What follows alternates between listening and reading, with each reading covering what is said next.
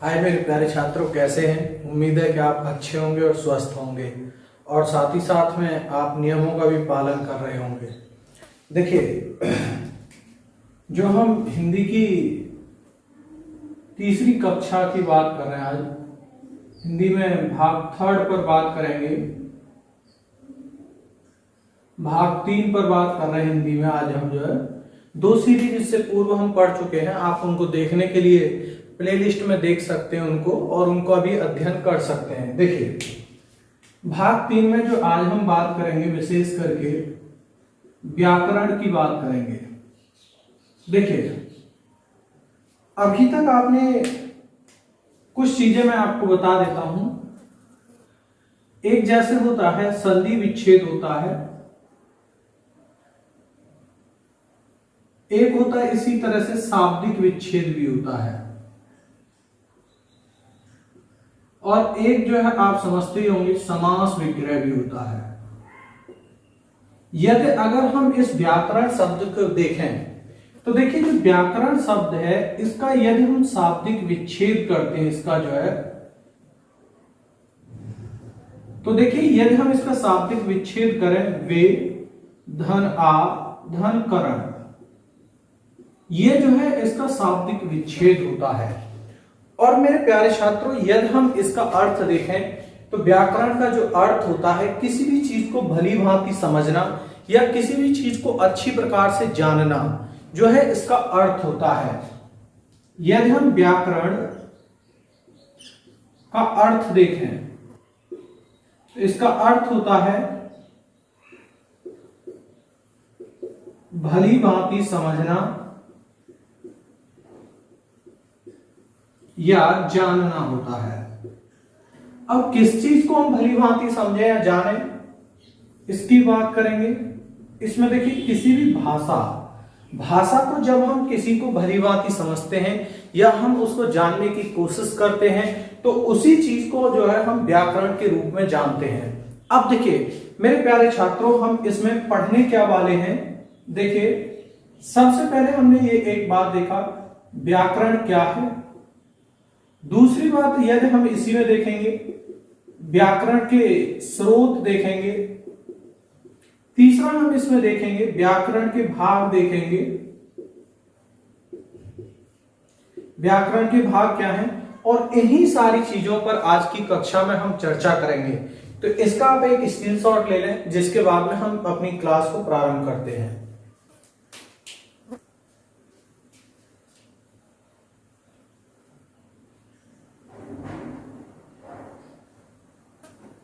चलिए देखें,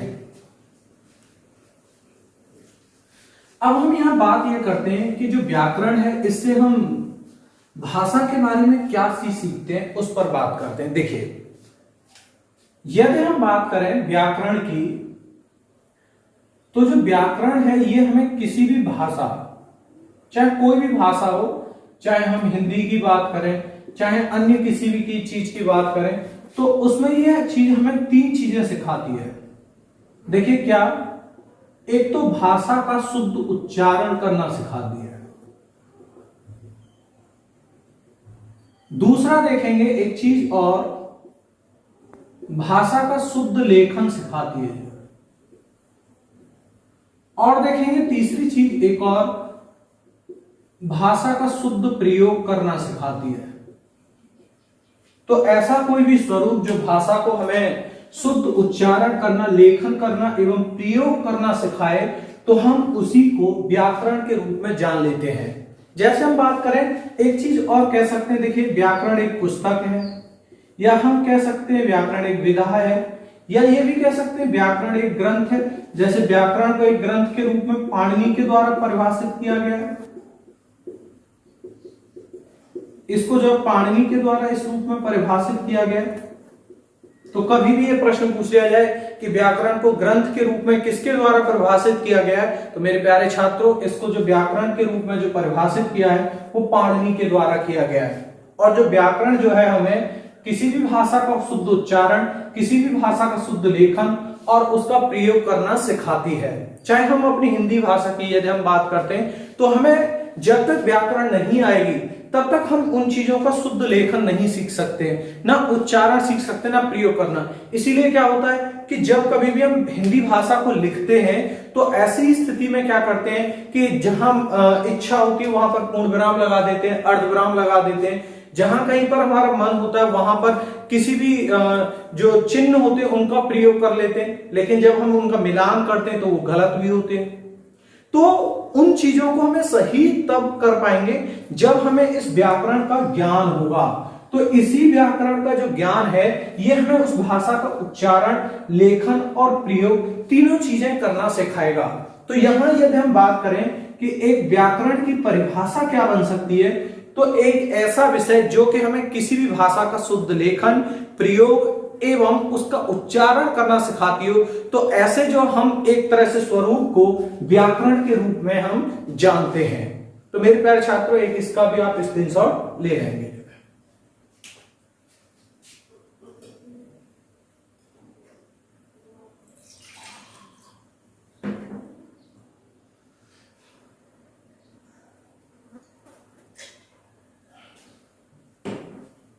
चलिए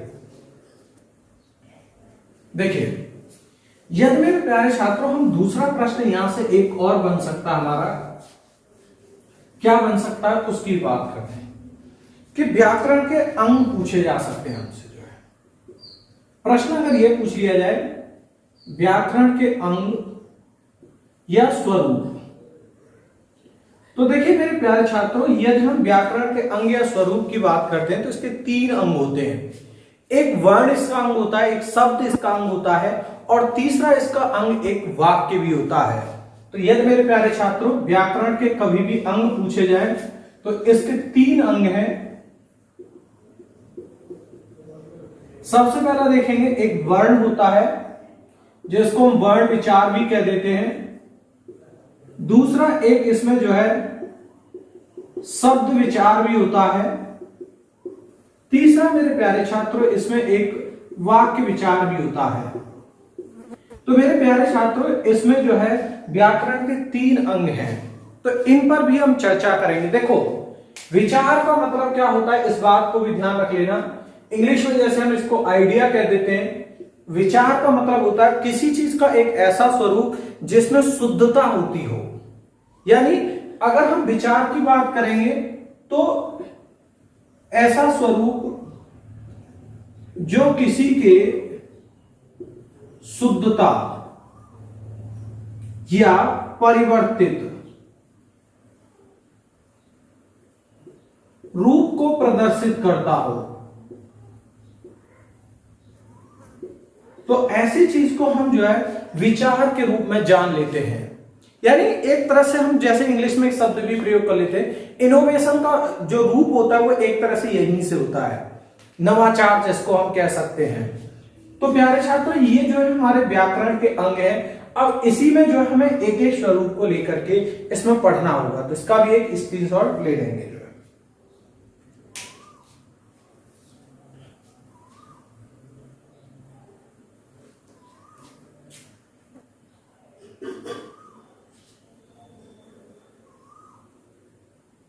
चलिए,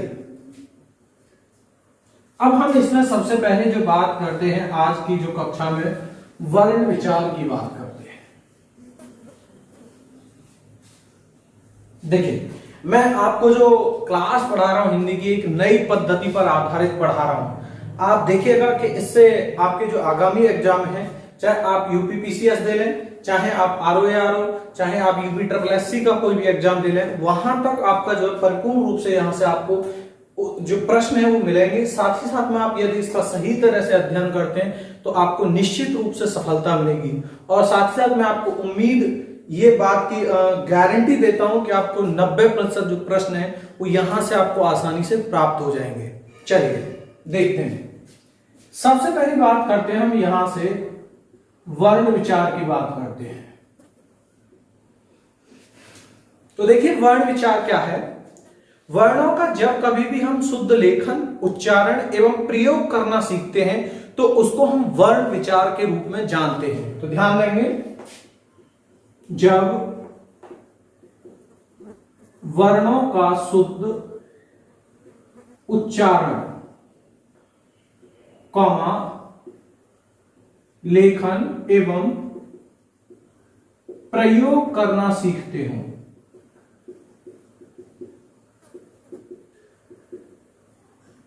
तो उसे वर्ण विचार कहते हैं।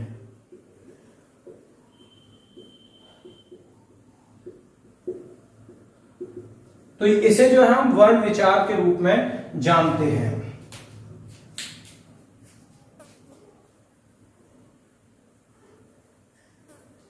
चलिए देखें, अब दूसरा प्रश्न आपके मन में यह बना हुआ, सर वर्ण क्या है।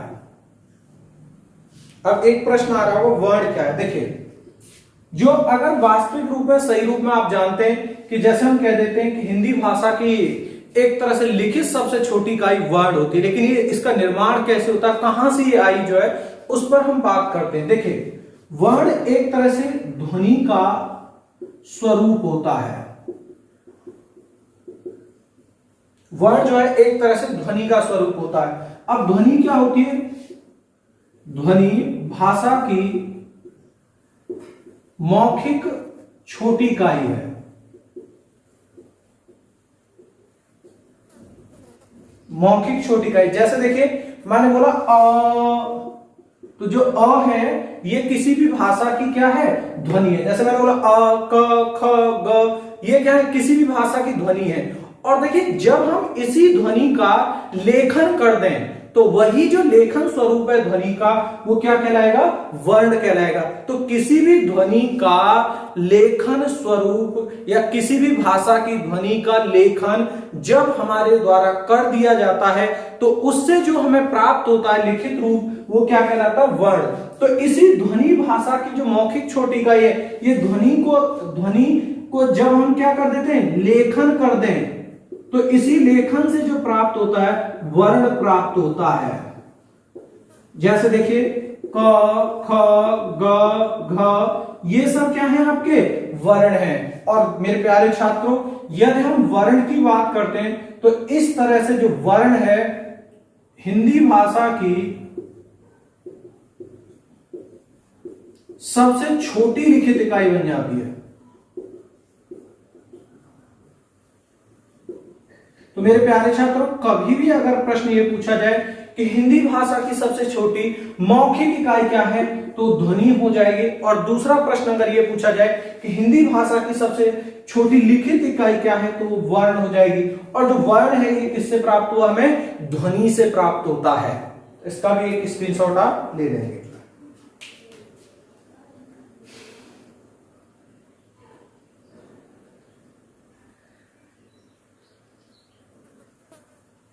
चलिए देखें, तो अब देखिए यहां से और भी प्रश्न बन सकते हैं। जैसे देखते हैं हम जो कैसे प्रश्न, यहां मैंने आपको पहला पॉइंट बताया, उस पर ध्यान देंगे कि सबसे पहली बात ध्यान देंगे, भाषा की सबसे छोटी मौखिक इकाई की बात करेंगे हम, तो क्या हो जाएगी? ध्वनि हो जाएगी। दूसरी बात प्यारे छात्रों, यदि हम बात करेंगे भाषा की सबसे छोटी बात करेंगे लिखित इकाई की, तो ये मेरे प्यारे छात्रों वर्ण हो जाएगी। तीसरा प्रश्न एक कंफ्यूजन करने के लिए आपको दे सकता है, जैसे वो यही नहीं बात करे। जैसे देखिए, वो केवल ये पूछ रहे भाषा की सबसे छोटी इकाई क्या है। अगर एक प्रश्न यही पूछ ले, और मेरे प्यारे छात्रों आपको 4 ऑप्शन दे दिए जाए, एक ध्वनि दे दिया जाए, दूसरा वर्ण दे दिया जाए, तीसरा दोनों दे दिया जाए, चौथा इनमें से कोई नहीं है, तो यहां आप क्या लगाएंगे आंसर? देखिए प्यारे छात्रों, जब कभी भी भाषा की छोटी इकाई की बात करता है तो हमेशा आपको वर्ण आंसर लगाना है, ध्वनि कभी भी आंसर नहीं लगाना है, क्योंकि ध्वनि जो है कोई लिखित रूप नहीं है भाषा का, जो है वह एक तरह से मौखिक रूप है भाषा का जो है। तो इसीलिए प्यारे छात्रों, जब कभी भी इस प्रकार का प्रश्न पूछा जाए तो आपको जो उत्तर देना है वो वर्ण उत्तर देना है। अब देखिए फोर्थ प्रश्न कैसे बनाएगा, एक प्रश्न और बना सकता है। जैसे देखिए एक प्रश्न बना सकता है आपके लिए नेक्स्ट, अर्थ के आधार पर भाषा की सबसे छोटी इकाई। एक प्रश्न यह भी बना सकता है कि अर्थ के आधार पर भाषा की सबसे छोटी इकाई क्या है, और इसमें भी ऑप्शन दे सकता है आपको वर्ण, दूसरा शब्द, तीसरा दे देगा वाक्य, फोर्थ दे देगा उपयुक्त सभी। देखें क्या लगा सकते हैं आप आंसर इसमें जो है। इसमें देखिए जो अर्थ के आधार पर शब्द होती है सबसे छोटी इकाई, और इसका स्क्रीनशॉट ले लें, फिर इसके बाद मैं समझाता हूं उसको भी। जो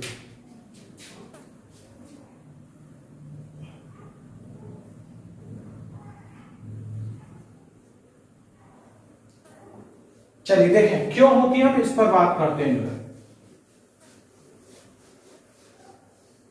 देखिए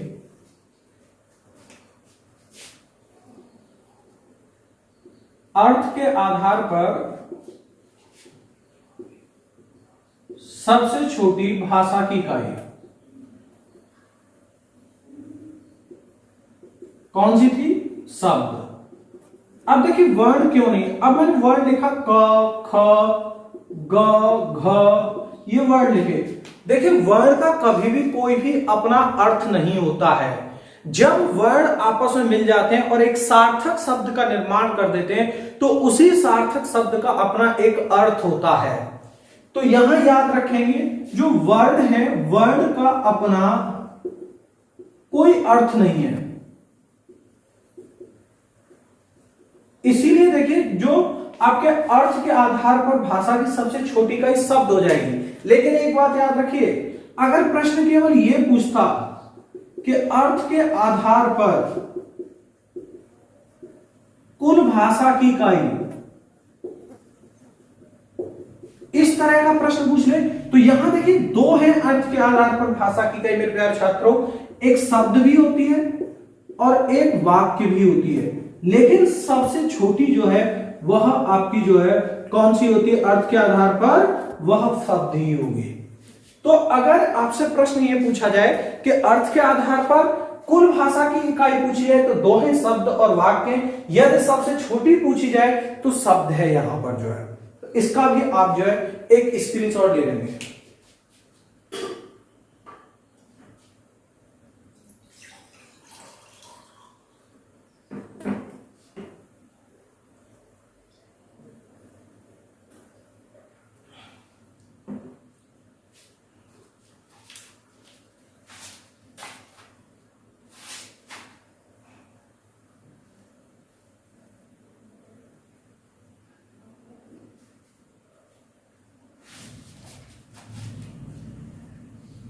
चलिए देखें नेक्स्ट प्रश्न एक और बन सकता है यहां से।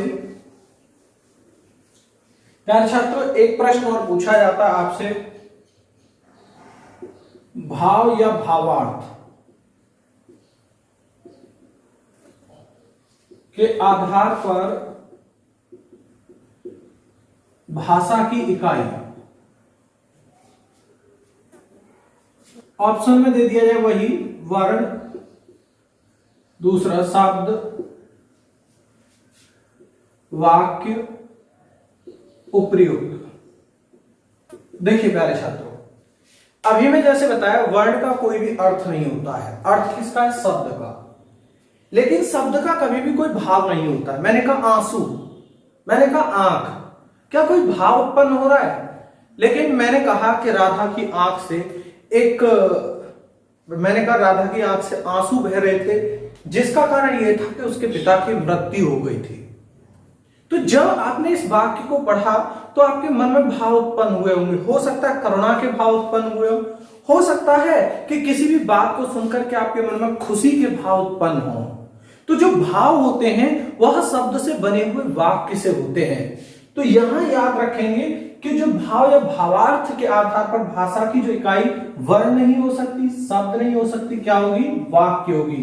तो कभी भी प्रश्न ये पूछा जाए कि भाव या भावार्थ के आधार पर भाषा की इकाई क्या है, तो वहां वाक्य है, क्योंकि वाक्य का अपना एक भाव होता है। और एक बात और याद रखेंगे प्यारे छात्रों कि देखिए जो वाक्य है, वाक्य ही भाषा की सबसे बड़ी इकाई भी है, भाषा की सबसे बड़ी इकाई। यह भी प्रश्न आपको याद रखना है कि प्रश्न ये पूछा जाए वाक्य के आधार पर, या प्रश्न पूछ रहे हैं भाषा की सबसे बड़ी इकाई क्या है, तो वहां आपको ध्यान रखना है वो क्या होगा, वाक्य। और सबसे छोटी तो मैं बता ही चुका हूं आपको मेरे प्यारे छात्रों, सबसे जो छोटी इकाई है वो क्या होगी आपकी, जो है वह आपका वर्ण होगा। इसका भी एक स्क्रीनशॉट आप ले लेंगे।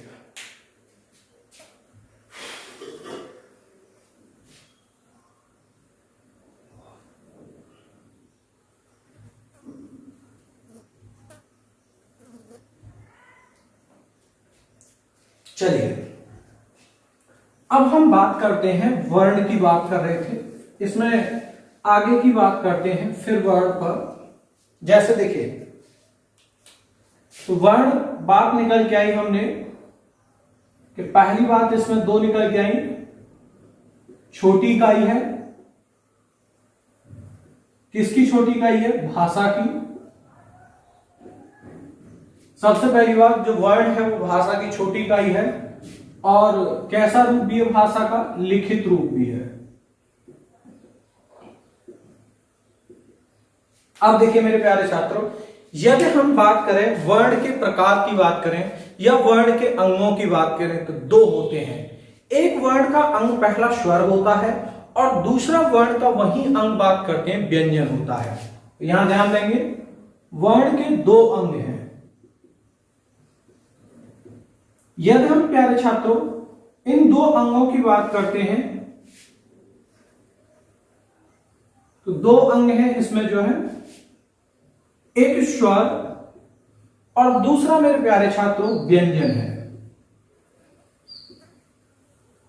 अब देखिए इसमें बात यह आती है कि स्वर क्या होता है और दूसरा व्यंजन क्या होता है।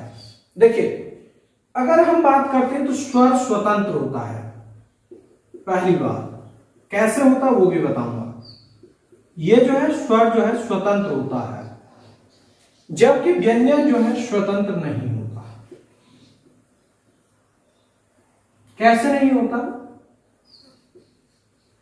मेरे प्यारे छात्र, एक नाम सुना होगा आपने, प्राणवायु। प्राणवायु क्या होती है? एक और शब्द सुना होगा कंठ। कंठ मतलब ये जो हिस्सा होता है, इसको इंग्लिश में लैरिंग्स कह देते हैं, और इसी कंठ को ध्वनि यंत्र भी कहते हैं, इंस्ट्रूमेंट, साउंड इंस्ट्रूमेंट भी कह देते हैं। तो इस ध्वनि यंत्र से निकलने वाली जो हवा होती है या जो वायु होती है उसको हम प्राणवायु कहते हैं। तो याद रखेंगे, ध्वनि यंत्र से निकलने वाली वायु को क्या कहा जाता है? प्राणवायु। इसको हम प्राणवायु कहा जाता है। अब प्यारे छात्रों दो बातें आती हैं कि यहां से जब कभी भी ये ध्वनि निकलेगी या हवा निकलेगी तो इस मुख के माध्यम से बाहर आएगी।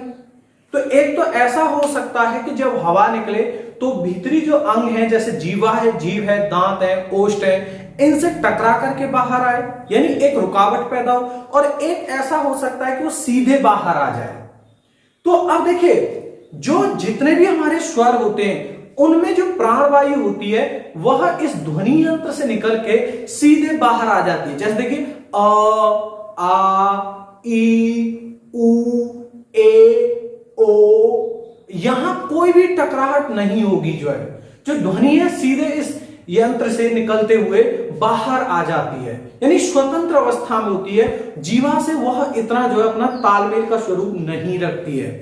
तो यहां पर इसीलिए यह स्वतंत्र होता है क्योंकि प्राणवायु ध्वनि यंत्र से निकलकर बिना किसी रुकावट के बाहर आ जाती है पहले छात्रों। और जबकि हम देखें व्यंजन में देखें तो व्यंजन में जो वायु है इस ध्वनि यंत्र से निकलने के पश्चात किसी न किसी मुख्य भाग से टकराती है। जैसे देखिए क, ख, प, फ, ब, त, थ। ध्वनि जो है किसी न किसी जो वायु है वो किसी न किसी भाग से स्पर्श करते हुए बाहर की ओर आएगी। तो व्यंजन इसीलिए स्वतंत्र नहीं होता है क्योंकि ध्वनि यंत्र, यहां मैं इसको रफ कर देता हूं, थोड़ा सा याद रखेंगे। ध्वनि यंत्र से निकलने वाली वायु में रुकावट उत्पन्न होती है और ये स्वतंत्र रूप में नहीं आ पाती। ये एक स्वर और व्यंजन का पहला स्वरूप है। दूसरी बात करें मेरे प्यारे छात्रों, यहां पर देखिए दूसरा अगर हम बात करें एक और, देखिए यदि स्वर की बात करें, स्वर स्वतंत्र अवस्था में तो थे ही थे, साथ ही साथ में बिना किसी भी दूसरे की सहायता के इनको उच्चारित किया जा सकता है। जबकि जो व्यंजन होते हैं वह स्वरों की सहायता से ही उच्चारित होते हैं। देखिए स्वरों को अन्य के बिना भी उच्चारित किया जा सकता है।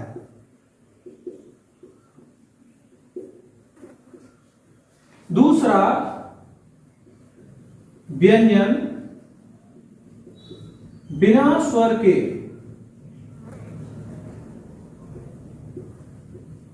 उच्चारित नहीं किए जा सकते। जैसे आप देखेंगे अगर मैं यहां क लिखूं तो इसमें जो है स्वर की ध्वनि उत्पन्न होगी जो क, तो यहां इसमें देखेंगे अगर हम इसमें से स्वर को हटा देते हैं तो इसको इस तरह से लिखेंगे। अब देखिए इसका उच्चारण नहीं हो सकता है। जब कभी भी हम स्वर को उसमें से हटाते हैं तो उसके नीचे हलंत लगाना आवश्यक होता है।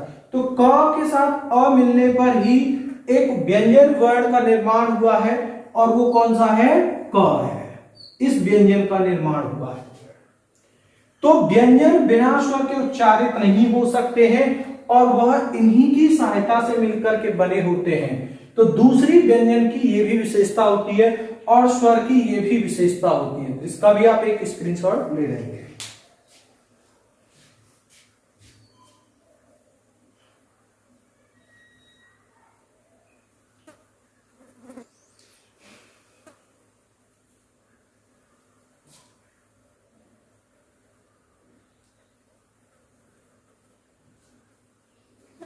देखिए एक और समझ लें, हम कभी कभी दो चीजों में फर्क नहीं समझ पाते हैं, एक वर्ण में और एक अक्षर में।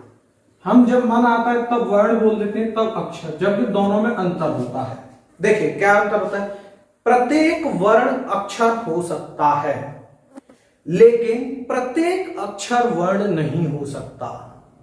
अक्षर का मतलब होता है कि ऐसी कोई भी ध्वनि जिसे हम एक श्वास में उच्चारित कर दें, यानी उसमें किसी दूसरी श्वास को न जोड़ें, तो ऐसी जो ध्वनि होती है उसको हम अक्षर कहते हैं।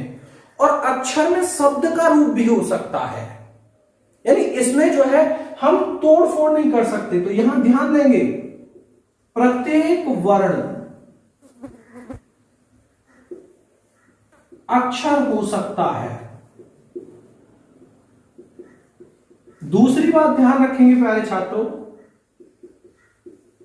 प्रत्येक अक्षर वर्ण नहीं हो सकता। तीसरी बात याद रखेंगे, शब्द रूप भी अक्षर हो सकता है। चौथी बात मेरे प्यारे छात्रों, इसके संदर्भ में याद रखेंगे, एक श्वास में उच्चारित की गई ध्वनि को अक्षर कहते हैं। जैसे देखिए, मैं बात करूं राम, एक श्वास की ध्वनि, आम, काम, साम, दाम, ये क्या है? जैसे दाम, काम, राम, नाम, ये क्या है? एक ध्वनि में, एक श्वास में उच्चारित की गई ध्वनि है। तो इसका मतलब ये जो सभी हैं, ये क्या है? आपके अक्षर हैं। तो अक्षर के संदर्भ में भी मेरे प्यारे छात्रों आपको इन बातों को याद रखना होगा। इसका भी आप एक स्क्रीनशॉट ले लेंगे।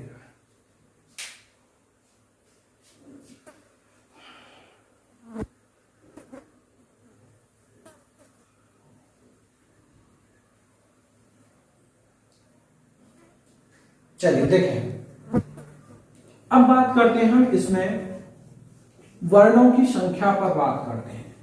वर्णों की तो हम बात कर ही रहे हैं। इसमें सबसे पहला हम स्वर को उठा करके चलते हैं प्यारे छात्रों, स्वर को उठाते हैं। हम इसमें स्वर को उठाते हैं। देखिए, यदि प्यारे छात्रों हम देखते हैं कि स्वर की जो संख्या है, इसको लेकर के विवाद रहता है। हो सकता है कहीं 11 दे दी जाए, कहीं 10, कहीं 13। अब बता देता हूं कैसे कैसे क्या है। देखो, 10 कभी भी नहीं हो सकती है। जो स्वर की जो संख्या है वो 11 है। यदि हम बात करें मूल स्वरों की संख्या है, मेरे प्यारे छात्रों, जो मूल स्वरों की संख्या है वो 11 होती है हिंदी भाषा में।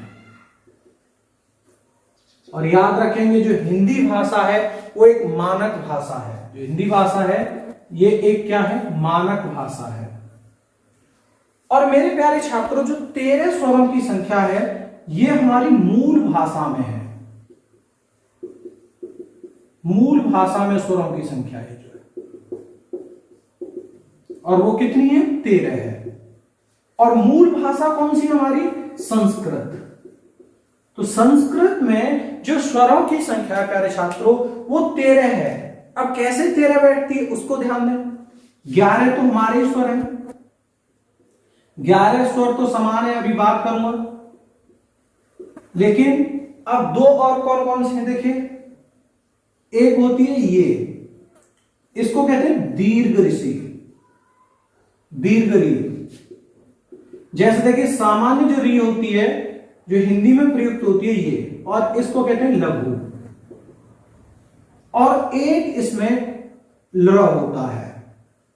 तो ये दो और मेरे प्यारे छात्रों संस्कृत में बढ़ जाती है। इस प्रकार से संस्कृत में जो है स्वरों की संख्या 13 हो जाती है। और संस्कृत में इन्हीं स्वरों को मेरे प्यारे छात्रों अच कहा जाता है। तो जो 13 स्वरों की संख्या है वह जो है आपके संस्कृत भाषा में, मूल भाषा में है। हमारे जो भाषा में जो है संख्या जो है वह 11 है। अब देखिए, हम बात करते हैं इसमें कि कौन कौन से हमारे 11 स्वर हैं, उनको भी देखते हैं। इसका एक स्क्रीनशॉट ले लें।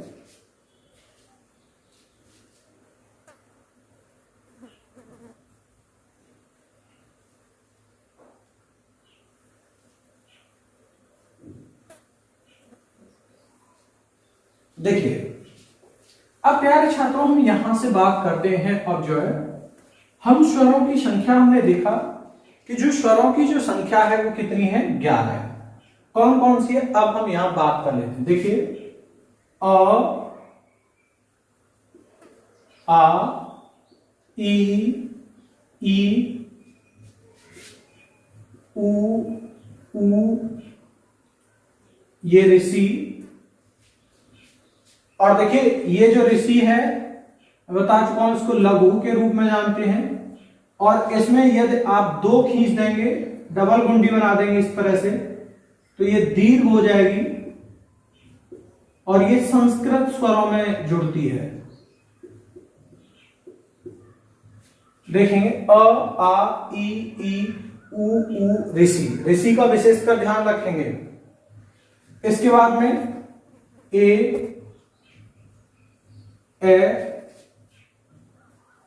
ओ गिनेंगे 1 2 3 4 5 6 7 8 9 10 11। तो यहां तक इनको मूल स्वर कहा जाता है, या ये स्वर है हमारे। अब बात ये कुछ मन में बन रहा होगा, सर ये अंग और बड़ी अंग ये क्या होती है, ये क्या है? तो मेरे प्यारे छात्रों, इनको अयोगवाह ध्वनि कहते हैं। इनको मेरे प्यारे छात्रों अयोगवाह ध्वनि के रूप में जानते हैं। अब दिमाग में ये आ रहा होगा कि ये अयोगवाह ध्वनियां हैं क्या, तो उसको भी समझ रहे हैं। देखिए यहां ध्यान देंगे, अयोगवाह, देखिए 3 शब्द हैं इसमें,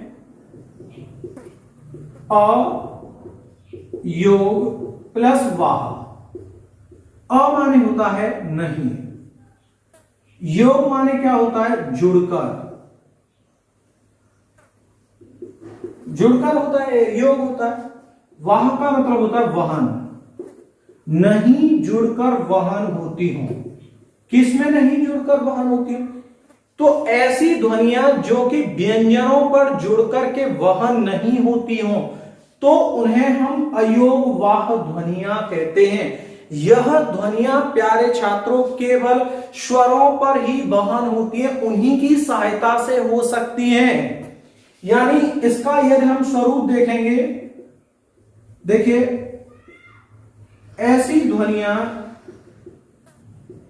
जो कि व्यंजनों पर वहन या व्यंजनों के साथ जुड़कर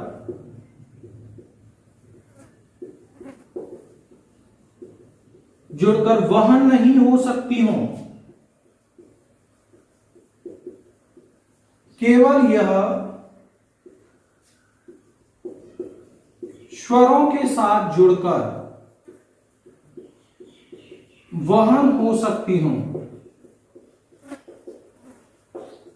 तो मेरे प्यारे छात्रों, इनको कहते हैं हम जो है अयोगवाह ध्वनि के रूप में कहते हैं। अब आपके मन में आ रहा होगा, सर कंठ इसमें तो लिखा हुआ था, अब आपका को बोलिए कंग, इसमें क्या है, अ का स्वरूप जुड़ा हुआ है। अगर आप इस स्वरूप को ऐसे लिख दीजिए, ये व्यंजन स्वरूप है, आप इसमें कभी भी इसका प्रयुक्त नहीं कर सकते। तो ये जो अयोगवाह ध्वनियां हैं, ये जो सदैव जो है स्वरों के साथ जुड़कर के ही वहन होती हैं, कभी भी बिना स्वर के यानी व्यंजन पर ये वहन नहीं हो सकती हैं। इनको हम अयोगवाह ध्वनि कहते हैं इनको जो है। और बाकी तो आप समझते हैं, इनको अलग अलग नाम से भी जान लिया जाता है। बात समझ रहे हैं? तो उस चीज को भी देखते हैं अभी हम, इसका एक आप स्क्रीनशॉट ले लेंगे।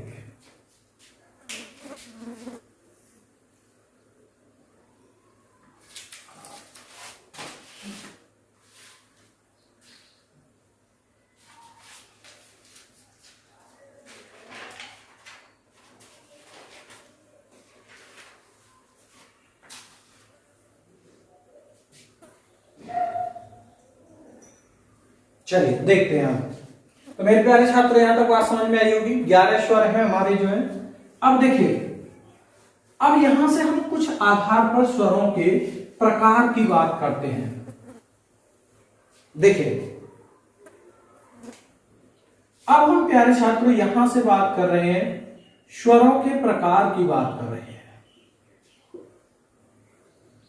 यदि हम स्वरों के प्रकार की बात करें, देखिए हम इसमें देख सकते हैं मात्रा या उच्चारण में लगने वाले आधार पर,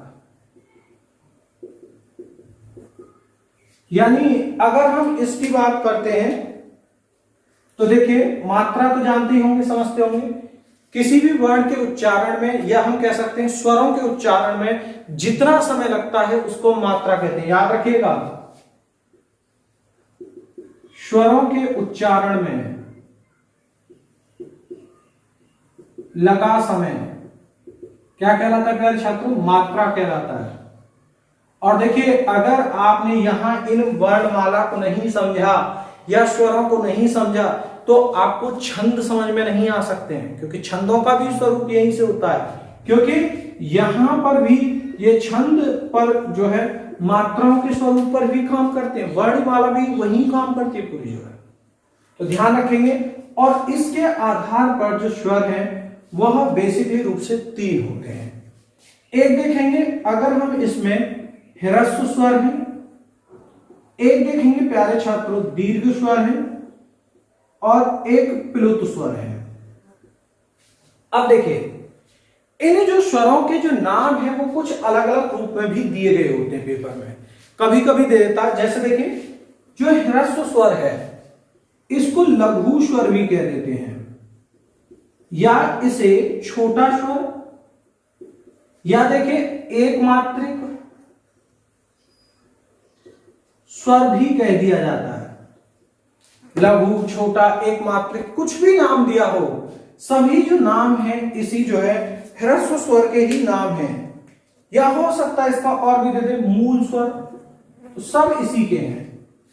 यदि देखें दीर्घ स्वर की बात करें प्यारे छात्रों, तो दीर्घ जो स्वर है इसको गुरु, बड़ा स्वर, द्विमात्रिक, या मेरे प्यारे छात्रों इसको संधि स्वर भी कह दिया जाता है। तो देखिए, कभी अब यहां से एक चीज देखें, मैं यहां से विलोम भी बता रहा हूं। जैसे कभी पूछ लिया जाए लघु का विलोम क्या होता है? गुरु। छोटा का क्या होता है? यहां बड़ा होता है। तो इस तरह से इन स्वरूप को भी यहां याद रख सकते हैं आप। कुछ प्लुत को भी समझेंगे अभी हम क्या है। प्लुत एक तरह से ध्वनि है, एक तरह से जो उच्चारित की गई ध्वनि है, उसको भी मैं बहुत डिटेल में जाने वाला हूं इसमें जो है, तो उनको भी हम यहां पर समझेंगे। तो इसका भी एक स्क्रीनशॉट आप ले लेंगे।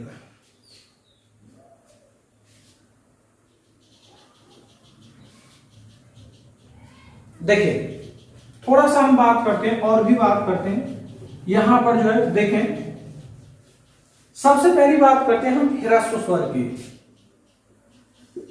ह्रस्व स्वर की बात करते हैं, ऐसा स्वर जिसके उच्चारण में कम समय लगता है, तो ऐसे जो स्वर होते हैं उनको ह्रस्व स्वर कहते हैं। यानी, या दूसरा हम ये कह सकते हैं ऐसे स्वर जो कि मूल रूप में है, यानी जिनको किसी दूसरे के रूप में नहीं रखा जा सकता, तो वह स्वर भी जो है आपके ह्रस्व स्वर कहलाते हैं। याद रखेंगे,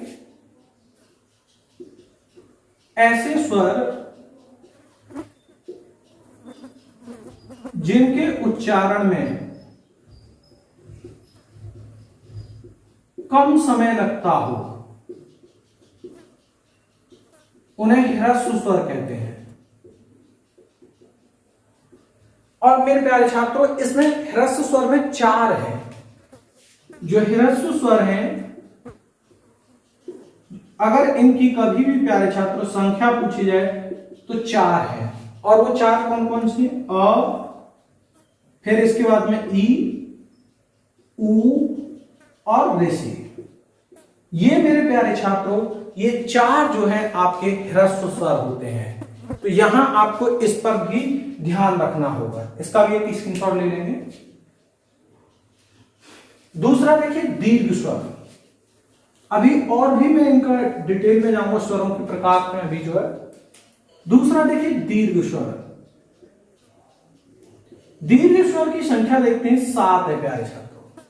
सबसे पहले हम देख लेते हैं कौन कौन से। बड़ा, बड़ी ई, बड़ा ऊ, छोटी ए, बड़ी ए, छोटा ओ, बड़ा ओ। ये मेरे प्यारे छात्रों जो है दीर्घ स्वर। दीर्घ स्वर का मतलब ऐसे स्वर जिनके उच्चारण में ह्रस्व स्वर की अपेक्षा 2 गुना समय लगता है, तो उन स्वरों को हम दीर्घ स्वर कहते हैं। याद रखेंगे, ह्रस्व स्वर की के अपेक्षा में उच्चारण करते समय 2 गुना समय लगता हो तो मेरे प्यारे छात्रों उनको हम दीर्घ स्वर कहते हैं। और याद रखिए इसमें से जो ये 4 स्वर जो आपको दिखाई दे रहे हैं इनको प्यारे छात्रों संयुक्त स्वर भी कह दिया जाता है। इनको जो है संयुक्त स्वर भी कहा जाता है। क्यों कहा जाता है? क्योंकि यह स्वर यह स्वर जो रहते हैं, यह स्वर 2 भिन्न स्वरों की सहायता से, अभी बता रहा हूं कैसे कैसे, 2 भिन्न स्वरों की सहायता से बने होते हैं। तो कभी भी ये पूछा जाए कि संयुक्त स्वर की संख्या कितनी है, 4 है, तो इसका स्क्रीनशॉट ले लें, फिर मैं संयुक्त स्वर कैसे बनते हैं उनको बताता हूं।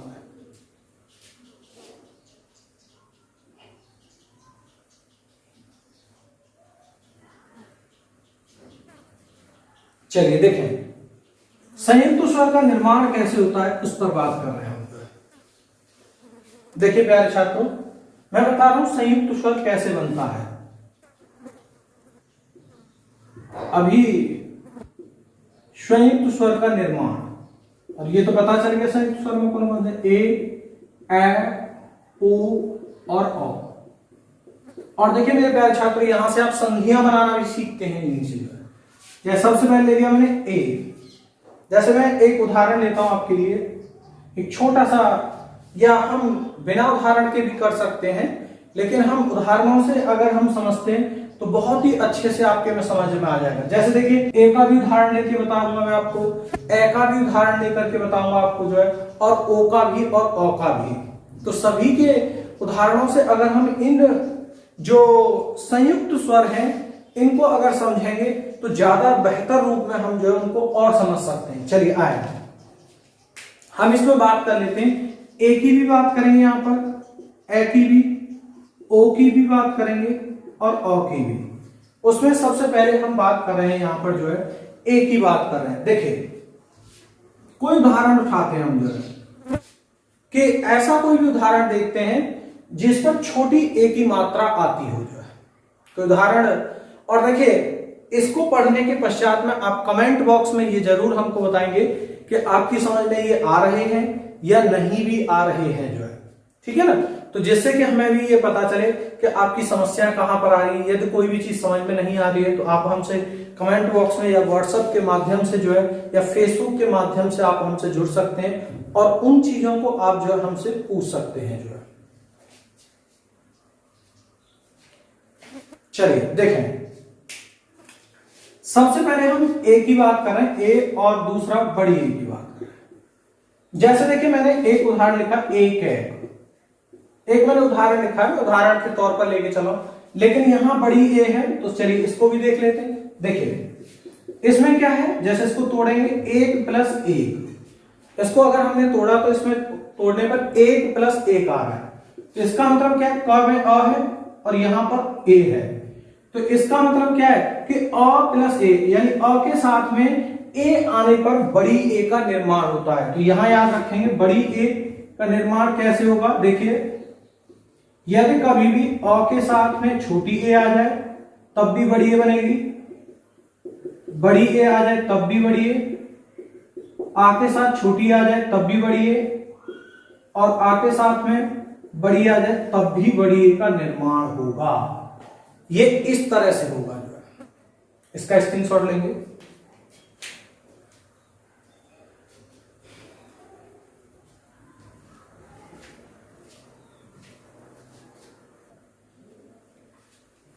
चलिए देखेंगे दूसरा हम उदाहरण देखते हैं, ए का देखते हैं। जैसे देखिए मैंने लिखा सुरेश, जैसे हम लिख सकते हैं दिनेश, जैसे हम लिख सकते हैं रमेश, छोटी ए की मात्रा प्रत्येक पर। आप देखेंगे इसको, देखिए अब आप जो है इसको थोड़ा सा रफ कर देना, देखेंगे अगर हम देखें रमेश को कैसे टूटेगा, ये रमा धन ईस, तो यहां क्या है बड़ा, इधर क्या है बड़ी ई, इसको तोड़ेंगे सुर + ईस, अ + ई, और यहां देखेंगे दिन प्लस, यहां देखेंगे ये बेशक उसमें चली जाएगी, इसको छोड़ देंगे।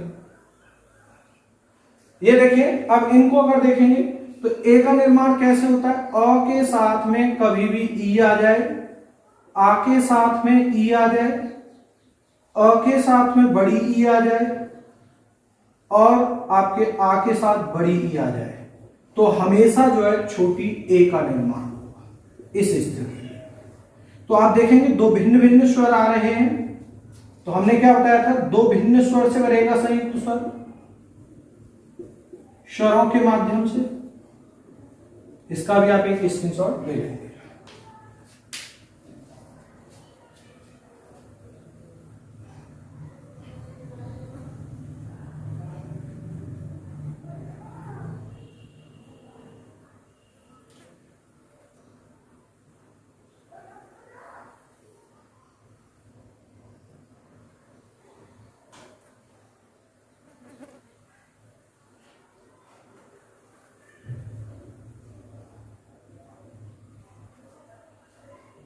चलिए अब नेक्स्ट बात करते हैं हम जो है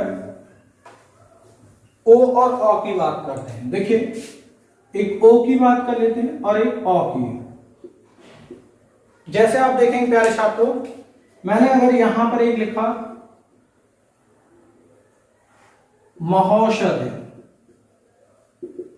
अगर आप इसको तोड़ेंगे तो क्या होगा, महा प्लस औषधि, या इसको औषधि भी लिख दिया जाता है।